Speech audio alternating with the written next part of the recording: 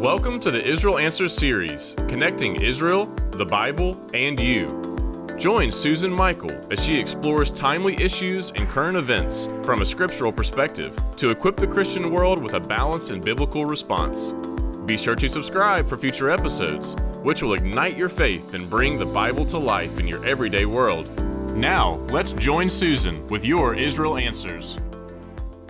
Welcome to today's Out of Zion podcast, and I'm Dr. Susan Michael, and I'm really looking forward to today's conversation with a new friend and colleague, Jeremy Stein, who is the director of the Center for Holy Land Studies, and this is a department or a study program through the Assembly of God denomination.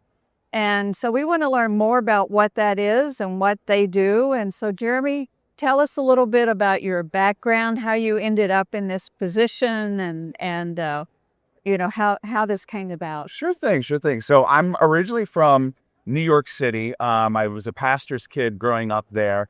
And when I went to Bible college, I never really had an interest in the land of the Bible or anything like that, which kind of now I look back and I'm like, no, Dad should have got me excited about that. But I never really had a focus for that. But in college, I went to a school called Zion Bible College, which is up in northern Massachusetts. And they had a program in the summer with the Center for Holy Land Studies and the Assemblies of God that took students to the lands of the Bible, specifically ministry students, so that they could get experience in the land and fall in love with the land before they ever got behind a pulpit. And I really signed up because all my friends were doing it. And I didn't need the credits for it, but I said, you know what, I might as well do this as a graduation present for myself. At the time, my girlfriend was also planning on going on the trip, and I was thinking about how to propose, when to propose. I thought this would be a great time. So all the wrong reasons to go. And then I went, and man, did God meet me there in such a powerful and profound way. I absolutely fell in love with the world of the Bible, the land of Israel. And I got engaged on that trip. And then we come home and I tell my now wife, that's what I want to do for a living. I want to bring people to the land of Israel. And she goes, that's not a job. That doesn't pay the bills. You just went for 4 years to get a degree in pastoral ministry. And now you're telling me you want to drop all that and go for a master's in ancient Judaism and the origins of Christianity, and how are we going to pay for the wedding? And now we've got to postpone it and all that. But that was what was burning inside me. And so I did all those things. We postponed the wedding. I went and I studied at Nyack College in New York City, which had a partnership with Yeshiva University also, wow. Where we got to trade students, essentially, where we had students that came from Yeshiva that learned under our Christian professors. And then we had the honor of going to Yeshiva and learning under some of their rabbinics professors and just getting ingrained inside the world while also having us go back and forth to Israel and study. And so as a result, I said, you know what, I want to give back to the ministry that really birthed this in me. And I started finding ways to get involved with the Center for Holy Land Studies. And in 2017, the one who founded the center, Dr. George O. Wood, asked me to come on and be a teaching specialist for it. And that was probably my favorite job I've ever held, because my whole responsibility was basically to create content and to be in the land and to journey with pastors, but more importantly, students, in learning about the land, but also falling in love with the land and God's word inside the land. I love it. So how old were you when you went? I was, how old? I'm 34 right now. And I was 21. 21, yeah. Okay. So I was 19 when I first went. So I totally get it. The excitement, the life change that it brought about. So I totally get that. I'm glad you eventually got the girl. How long did you have to delay the wedding? It was 4 years. Whoa. Oh, yeah, I know. If she sees this, I'm in trouble. It's going to be like, you're telling everybody that. Yes. Oh. She, when we've been married now 9 years, and it'll be 10 this December, and we have a little 1.5-year-old, which is so much fun. Congratulations. Oh, that's wonderful. So you did get a master's in ancient Judaism and the origins of Christianity. Wow. Yeah, we had a program from JUC, which I know is your background. Nyack College bought a program from JUC, and we brought a bunch of the professors over. So Dr. Steve Notley oversaw that program, and we had all different people that were coming back and forth. Dr. Wright as well, Paul Wright came back and forth, Wave Nunley. And so I got the ingraining of feeling like I was in Jerusalem while doing it in New York City. Right. Yeah, no, that's a great opportunity. And to be able to study under rabbinical professors and all, it's something that not a lot of students get that opportunity. That's great. So well, tell me now, what kind of programs do you have? Are they all short study trips, or you have different lengths? And you have a property in Jerusalem, don't you? We did. You did. We did. Yeah. We were actually talking about that on the car ride over here. We had a property in Jerusalem, but it ended up getting sold. One of our universities really was the one that owned it. We do have a property up in the north right now that we use more so for retreats, but also for a staging center for some of the excavations that take place. We get to do a whole bunch of different things. But we have all different lengths of programs from 10 days up to a couple of months, depending on what the need is. Our purpose is really to influence not just the current generation that is in the pulpit, but the next generation that's coming into the pulpit, and instilling a love for God's word and a love for biblical literacy, which is it's on such a decline, through using the land of the Bible itself as the best medium for it. And so we take church groups, which is really what we do in volume the most of, simply because that's what pays the bills. But it allows us then to invest inside students. And so we do a number of student trips every year. We do a J-term trip. It's about 2 weeks long or so. Then we do another trip that's specifically geared towards students who are going into the missions field. It's tied in with a program called Pack Your Bags, where they go out to different places and get a taste of being on the missions field. And then they all come together after going to all these various countries to Israel to see kind of God's call on their life while journeying through the message of the Gospels in the place that it happened. And then we have another program every year that we call Bible Lands, and that's a university program that we open up not just to Assemblies of God universities, but any university that really wants to get involved. And it's about getting students there to fall in love with it, no matter what their calling is, if it's pastoral ministry, if it's youth ministry, but also if they're called to the arts, or they're called to writing or academia or anything like that. And that trip will range. They have the ability to choose for it being 3 weeks, or we've done it over 2 months of them absolutely just getting ingrained inside the culture and the world of the Bible. So how many people do you take over every year?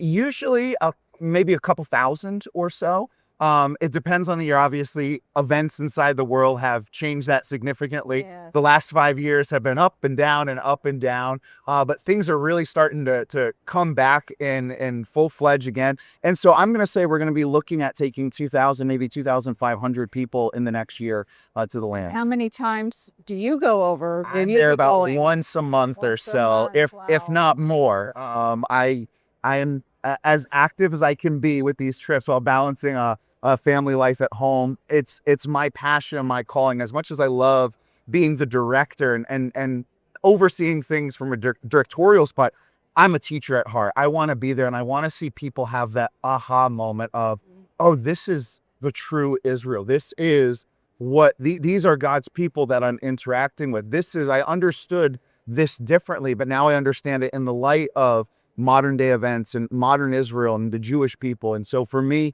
those moments like that, as I'll see their Bible coming alive in a new and a fresh way, that makes it so exciting for me. And that's what I long to do the most. And so if I can get a chance to put myself on a trip, I will do it. Well, when you're in your 30s, you can do that every month going over. But my time is limited. You still have lots of energy. So tell us now, you've been doing this for 6 years? I've been full-time. I've been on full-time for almost 9 years, but I started even doing it part-time. Before I came on, I did take a time to go into pastoral ministry. I was an associate pastor at a church, and it was my father's church. Then he ended up passing away inside a car accident. And so I had to kind of step up and lead in that aspect, but I still had a heart and a passion. And my board at the time was fantastic, where they said, no, this is what you're called to do. Clearly you have a calling to do this.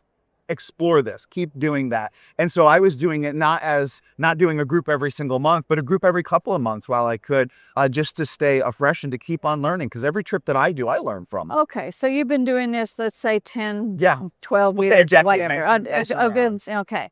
What have you seen in terms of trends or changes with the pastors? I'm talking specifically the pastors now that you're taking over.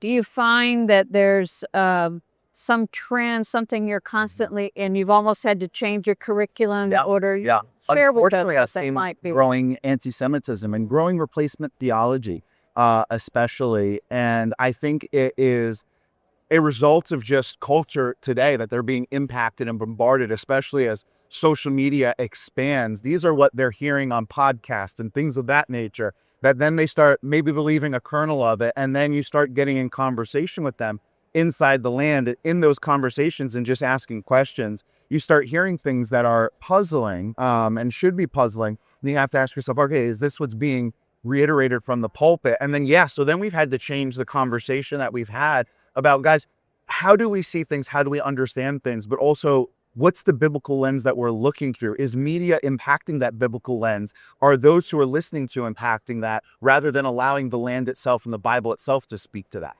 And so, we've absolutely had to shift that significantly to just combat the rise of that worldwide. Do you have any stories you can share of someone that came with maybe some anti-Semitism and their aha moment? Oh, absolutely. I've got tons of them, and they all almost have the same aha moment. I've had pastors that have come and said, listen, that's all nice, but let's be realistic. We are Israel now, and that you can't change my mind.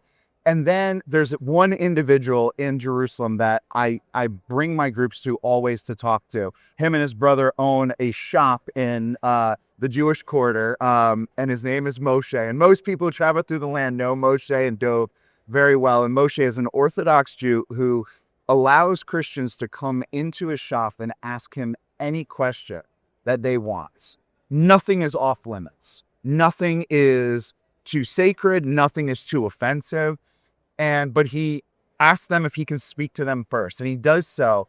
And he brings in the reality of how they are experiencing prophecy, and they're bringing it to life just by them being there. And this idea of replacing Israel or trying to supersede Israel, that's not even the question in his mind. It's we're all serving our God, our Father. And when he has that conversation, they're allowed to ask him.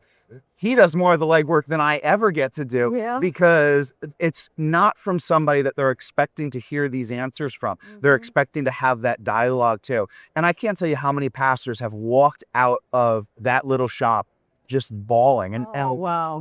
It just because of that moment of understanding, okay, there's somebody who we might see things differently theologically when it comes to the Messiahship, or Jesus himself, but you cannot be in that man's presence without understanding that man loves the Lord our God with all of his heart, mind, soul, and strength. And that starts making things tick inside their mind. They start asking themselves, maybe I did get it wrong, because this faceless person on this podcast or this show that told me X, Y, and Z, or this sermon, they might say one thing, but I just interacted with somebody who proved that wrong because of the way he talked to me, the way that he interacted with me, but also with what I see in his life. So this proves I have this saying that the antidote for anti-Semitism is relationship. 100%. It's so easy to demonize a people if you don't know any of them. So it's all just theory in your mind based on something you heard or something you read or whatever. But when you get to know them, you have to grapple with these things and realize these are not just human beings, but actually these are people that have lived an amazing story for centuries and have been faithful and unfaithful at times, but yet God has been faithful to his promises and bringing them back. And to have a personal conversation with a Jewish person, that too can be life-changing. And so you've just proved that. Yeah. And that's an important part. I think that's the number one way to combat it, is creating relationship. And do your tours do any kind of like a Shabbat dinner? We Are you do. doing that? We do on request. Our tours are completely customizable based off of what the church is looking for. And so, yeah, we'll do not only the Shabbat dinner, but we'll also bring people to, if they have a heart to see Kfar Aza and what happened there, if they want to simply be inside the fields and pick fruit and be a part of that. We have opened up all different options for what's burning on their heart to get them connected with God's people. Well, I was asking about the Shabbat because that is another way for especially pastors and young people to have that personal interaction at around a Jewish family's Shabbat table. And there are groups there in Israel that will do that and try to accommodate as many tourists as they can in a home, so that you can just experience the specialness of Shabbat. And that also is really eye-opening for a lot of people. Yeah, we've had some of our groups that have actually brought our guides back to the States in order to do Shabbat dinner with their church, because it was so impactful inside the land for them. Yeah. So tell me, we could talk about the Assembly of God denomination, or you can just talk about the church world in general. But honestly, what kind of percentages do you think within our pastors that do intentionally teach a replacement theology position? Like, I have to say somewhere about 60% or more. Wow. Unfortunately. Wow. I would have said that it would, 3 years ago, before 2023, I would have said it was close to 35-40%. And maybe even 10 years ago, I might have said 20-25%. But it is rapidly shifting. And it's something that we should be very concerned about, because you have many voices that are feeding into it, that are impacting so many people that in ways that they can't even imagine, because they're not just impacting the pastors, but then they're impacting the congregations that are hearing from the pastors. Well, does your denomination, the Assembly of God, do they have any kind of like official stance on replacement theology? We do. We have a statement that is what's called our part of our bylaws, or our position papers. Really? Against it. But the difference about the Assemblies of God as a whole is that it's a cooperative fellowship. And the focus on the Assemblies of God is in what we call the 16 fundamental truths. And so there's disagreements on the position papers and things like that. And that gives churches some type of leeway, and pastors leeway, that they can push those type of theologies if it doesn't necessarily disagree with the 16 fundamental truths. And that's what we have a lot of times, unfortunately, is that reality. Well, I'm so grateful to know that they have, a statement on that. And then they also have a statement or two about anti-Semitism, right? Yeah, our very first statement against anti-Semitism came out in 1928. And we were at the forefront of really trying to make a stand against the growing anti-Semitism that was happening inside Europe, that results in the atrocities we see in the 1930s and the 1940s. And just in 2022, we reiterated that stance after one of our biannual meetings, what we call our General Council, making a public declaration 3 pages long of declaring we are standing against anti-Semitism. We stand with Israel. We stand with the people of Israel. And I think it was divine, because just the next year you have such a push against that type of mindset that we had just solidified just 1 year earlier. That's wonderful. It's really great to know. So, Jeremy, your name, Jeremy Stein. Do you have any Jewishness in you, or is this German? Everybody asks me. So background, yes, is German, but also, my grandfather was a very weird individual, and he jumped from faith and belief and religion. He was Jehovah's Witness for a time. He was Mormon. My dad ended up becoming a believer when he was in high school, and we just couldn't really trace it. So is there the possibility that on my grandfather's side that we were Jewish? 100%. We don't know. He was a weird guy. That's all I can say. I wish I had a better answer. But I've gotten brought into the fold of the National Jewish Fellowship of the Assemblies of God. They tell me that I'm Jewish as a result. When I'm in Israel, people just assume that, and so it works perfectly. I am whatever God has called and destined me to be, and so if we come out with it and see that I am, I'm excited for it. Well, if in Israel they assume you are, then you probably are. That's what I'll go by. And so we're just so glad to know about you and your calling, and that you found it, and that God's using you in such amazing ways here. It really is critical. Yeah.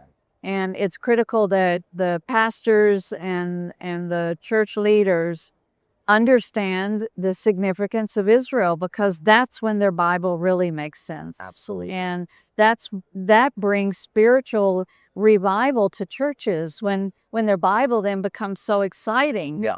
Because they understand that we call it the Israel key. It's like you put it in, the Bible stands up and comes alive. Absolutely. That has to bring revival to churches. Oh, yeah. So what you're doing is really, really critical for the whole denomination. Yeah. And so we're just so glad to know about it. And we pray that the Lord bless you. Thank you. And use you and multiply this many, many times over. Thank you. Thank you so much. And we're so blessed, just first of all, by this friendship, but also by what you guys are doing too. It's always exciting when we get to hear about how God is blessing you, especially inside Jerusalem. And so it's fantastic. Well, we'd love to partner with you. Absolutely. So the next time you're over there, I need to connect you with our Jerusalem headquarters. I will. All right. God bless. Thank you so much. Hey, just give me one more minute. I want to offer you one of our free resources. We have wonderful resources in our show notes.